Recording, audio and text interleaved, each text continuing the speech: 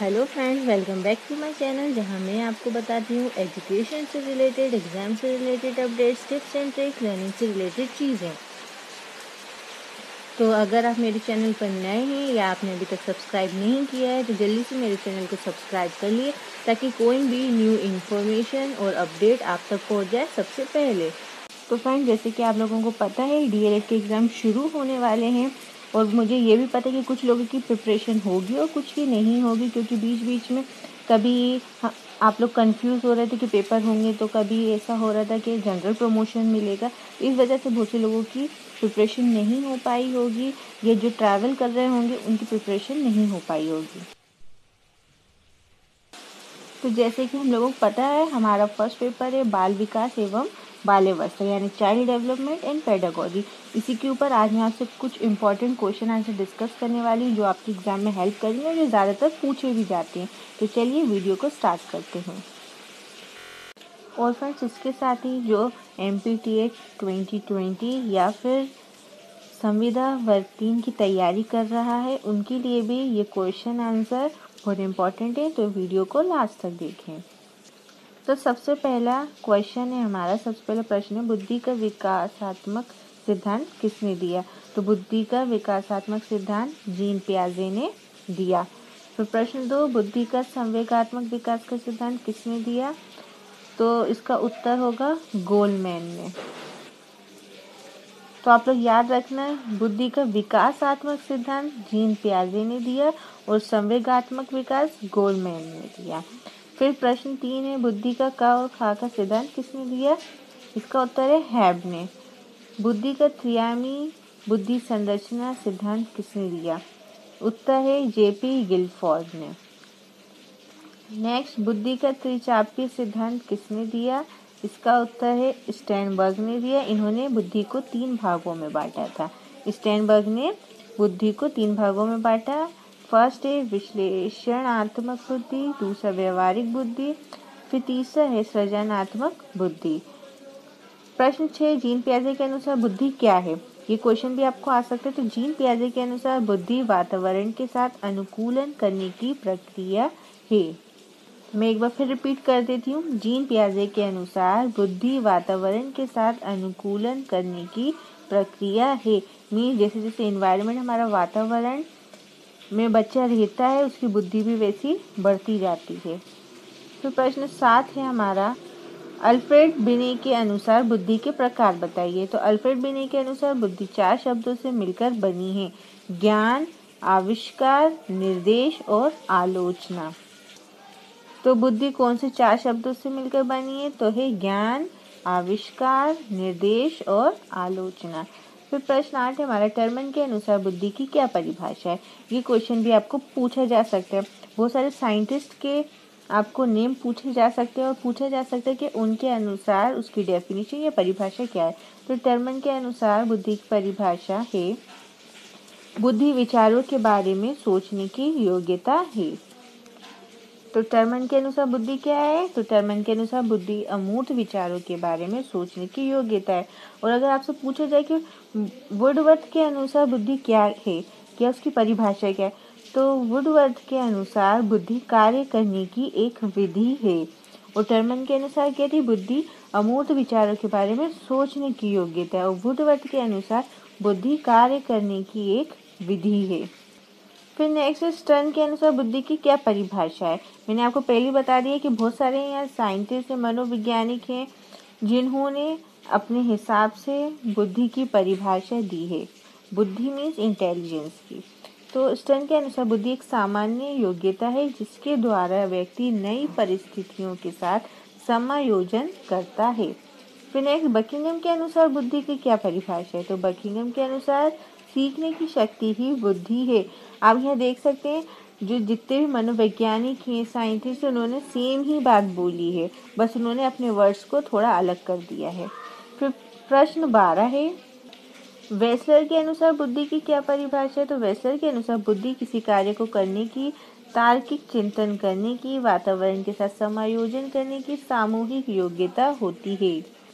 फिर स्पेयरमैन के अनुसार हमें बताना है कि बुद्धि की क्या परिभाषा है। तो बुद्धि तार्किक चिंतन करने की योग्यता है। तो आप देख सकते हैं लगभग सबकी सोच एक ही है कि बुद्धि यानी इंटेलिजेंस क्या है। तो प्रश्न 14 हमारा, सामान्यत बुद्धि कितने प्रकार की है। तो सामान्यत बुद्धि 3 प्रकार की होती है। फर्स्ट अमूर्त बुद्धि, दूसरी मूर्त बुद्धि जिसको हम यांत्रिक बुद्धि भी कहते हैं, फिर तीसरी है सामाजिक बुद्धि। अब अमूर्त बुद्धि सामान्यत किन व्यक्ति में पाई जाती है। तो अमूर्त बुद्धि सामान्यत शिक्षक, लेखक, कलाकार, वैज्ञानिक आदि व्यक्तियों में पाई जाती है। तो फ्रेंड्स नेक्स्ट क्वेश्चन है हमारा, यांत्रिक बुद्धि या स्थूल बुद्धि किसे कहा जाता है। तो इसका उत्तर है मूर्त बुद्धि को। यांत्रिक बुद्धि या स्थूल बुद्धि किसे कहा जाता है, मूर्त बुद्धि को। फिर प्रश्न 17, मूर्त बुद्धि किन व्यक्तियों में पाई जाती है। तो ये क्वेश्चन भी आपसे पूछा जा सकता है। तो मूर्त बुद्धि निम्न व्यक्तियों में पाई जाती है, जैसे इंजीनियर, फॉरमैन, कंप्यूटर ऑपरेटर जो कंप्यूटर चलाते हैं, मैकेनिक, इलेक्ट्रिशियंस आदि। अब है सामाजिक बुद्धि किन लोगों में पाई जाती है। तो सामाजिक बुद्धि समाज सेवक में, पंडित जी में, बीमा के एजेंट में या नेताजी में। फिर एक कारक सिद्धांत को और किस नाम से जाना जाता है। तो एक कारक सिद्धांत को राजकीय सिद्धांत के नाम से जाना जाता है। बुद्धि का सबसे पुराना सिद्धांत कौन सा है। तो बुद्धि का सबसे पुराना सिद्धांत एक कारक सिद्धांत है। याद रखिएगा, ये अगर क्वेश्चन आता है कि बुद्धि का सबसे पुराना सिद्धांत कौन सा है, तो बुद्धि का सबसे पुराना सिद्धांत एक कारक सिद्धांत है। बुद्धि का द्विकारक सिद्धांत किसने दिया। तो बुद्धि का द्विकारक सिद्धांत स्पेयरमैन ने दिया। स्पेयरमैन कहाँ के निवासी थे। स्पेयरमैन लंदन के निवासी थे। स्पेयरमैन पहले किस विषय के प्रोफेसर थे।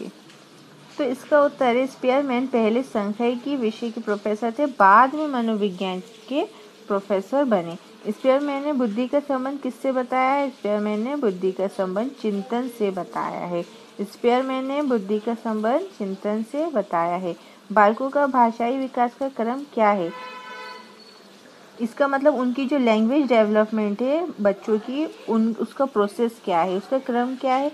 तो स्टेप 1 है हमारा रोना। सबसे पहले बच्चे क्या करते हैं, रोते हैं। फिर दूसरा बबलाना, फिर है हाव भाव। नेक्स्ट क्वेश्चन, बालक सबसे पहले क्या बोलता है। तो व्यंजन वे सबसे पहले माँ शब्द बोलता है। फिर दूसरा है, बालक सबसे पहले किसकी भाषा को पहचानता है। तो बालक सबसे पहले अपनी माँ की आवाज़ को पहचानता है। अब है, बालक किस उम्र में वाक्य द्वारा अपनी बात को कह पाता है। जब बच्चे 5 वर्ष की उम्र के होते हैं तब वो अपने वाक्य द्वारा अपनी बात को कह पाते हैं। फिर बच्चों को सबसे पहले भाषा का ज्ञान कहाँ से होता है। हमें जैसे पता है बच्चे डायरेक्ट तो स्कूल जाने ही नहीं लगते हैं, तो उनके जो उनका भाषा का ज्ञान है वो डेवलप कहाँ से होता है, उनके परिवार से, उनकी फैमिली से। अब नेक्स्ट क्वेश्चन है, 6वीं कक्षा में पढ़ने वाला बालक का शब्द भंडार लगभग कितना होता है। तो इसका आंसर है 50,000 शब्दों तक।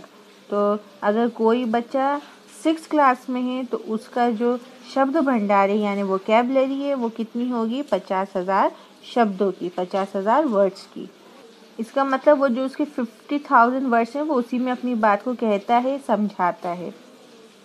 अब 10वीं कक्षा में पढ़ने वाले बालक का शब्द भंडार लगभग कितना होता है। तो 10वीं कक्षा में पढ़ने वाले बालक का शब्द भंडार 80,000 शब्दों तक होता है। फिर लड़का एवं लड़कियों में से किसका शब्द भंडार अधिक होता है। तो लड़कियों का शब्द भंडार अधिक होता है। भाषा को सीखने का साधन कौन कौन से हैं, हम भाषा को कैसे सीख सकते हैं। तो देखिए निम्न है। तो हम किसी भी भाषा को अनुकरण द्वारा यानी दोहरा दोहरा कर सीख सकते हैं। खेल खेल विधि द्वारा यानी उसको खेल के द्वारा भी हम सीख सकते हैं। कहानी सुनकर सीख सकते हैं। वार्तालाप द्वारा यानी कॉन्वर्सेशन के थ्रू, और प्रश्नोत्तर विधि से यानी क्वेश्चन आंसर के थ्रू। अब नेक्स्ट, लड़कियां संकेतों द्वारा बात करना किस उम्र तक सीख जाती हैं। तो 6 वर्ष की उम्र तक।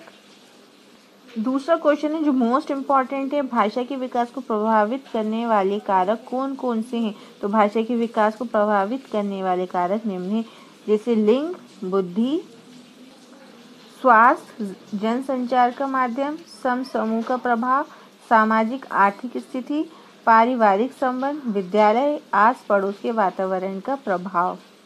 इसका मतलब इन सारी चीज़ों की वजह से किसी भी बच्चे का जो भाषा विकास है, लैंग्वेज डेवलपमेंट है, वो पूरा डिपेंड करता है।